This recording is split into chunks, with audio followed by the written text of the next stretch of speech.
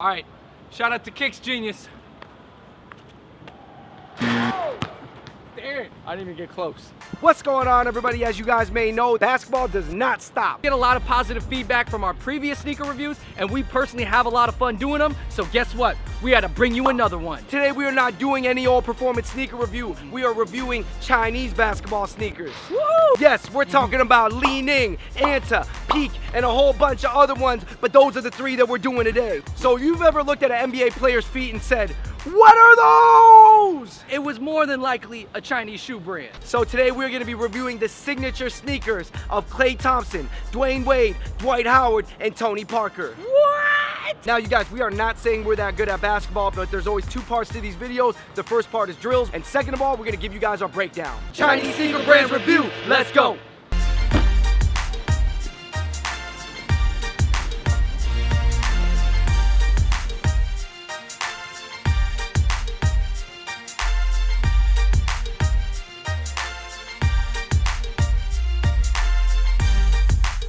So starting off, I'm wearing the Anta KT1s. This is Klay Thompson's signature shoe. This pair that I'm wearing right now is in the playoff edition, but there's a colorway called the 73 win edition that is really causing some buzz. I would say that, and actually, the Way of Wade 4s by Li Ning, and I got these on in the pink origami colorway. All right, let's start off with a warm-up drill, the two-man dribbling warm-up. Okay, so in this two-man dribbling drill, it's really fun because you get to work on your dribbling and passing at the same time. So this next drill is gonna work on your passing. All you need is a wall and one ball. We call this the one ball, one wall passing drill. I'm gonna draw my X at about my neck level because that's oftentimes where I'm gonna be passing it to.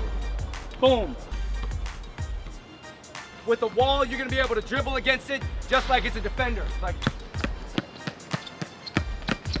all right, here's another cool passing drill, across the key passing drill. You just need a partner and one ball.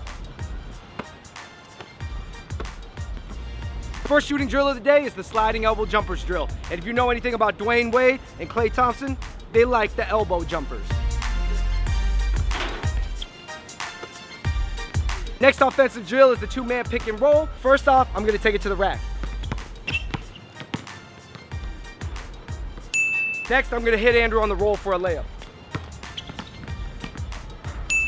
Next, we're gonna pick and pop.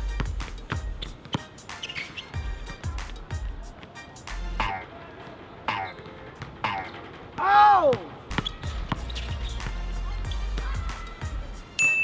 All right, so it wouldn't be right to do a performance review of Klay Thompson and Dwayne Wade shoes without imitating them. All right, everybody knows that one of Klay Thompson's favorite shots is to curl off a screen for one of those mid-corner threes. Yeah,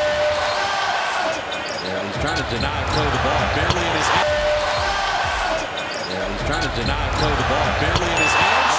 One of Dwayne Wade's signature moves is the behind-the-leg crossover. Josh has been erratic. Wade trying to get on the books. Josh has been erratic. Wade trying to get on the books. Boy, again, vintage Dwayne Wade there.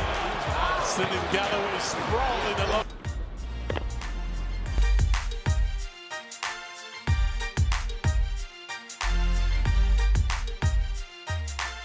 Next up, we've got the signature shoes from Dwight Howard and Tony Parker. So I've got the DH1s in the Houston Rockets, aka China colorway. You know, matching with your shoe right now. In the spirit of the Chinese shoe brands, I wore the red and gold shirt. I just changed into the Peak TP9s. All right, first up, we've got some drills involving the ladder.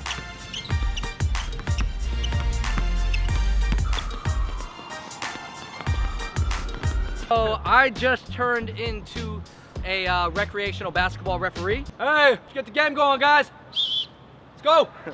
What we have here is a cone agility drill. Real briefly, basically you have one cone in the middle, you have a bunch of cones on the outside. David's gonna start in the middle, I'm gonna blow the whistle. While staying in a defensive sliding stance, David is gonna pick up each cone and put it back into the middle and stack the cones. All right, I'm not gonna lie, the DH1 traction outdoors, not that good.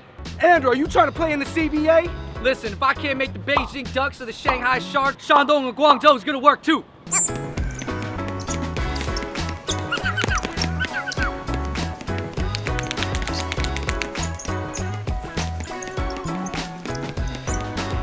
So far, guys, traction on the TP9's pretty good. Here we got another two-person offensive drill. What's gonna happen is I'm gonna throw myself a selfie pass around the free throw line. That's a selfie pass when you spin the ball to yourself.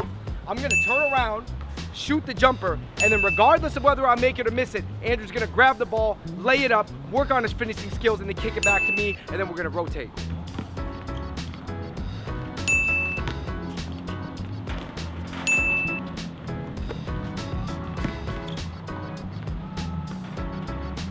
Imitations! Howard able to hit on that jump hook. Howard with the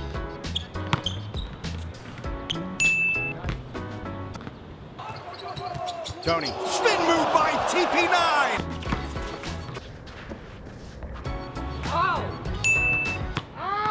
Really fell, man. The DH1 traction does not live up. You know our favorite offensive drill is 5 for 5. That's 5 offensive moves and 5 different spots on the floor.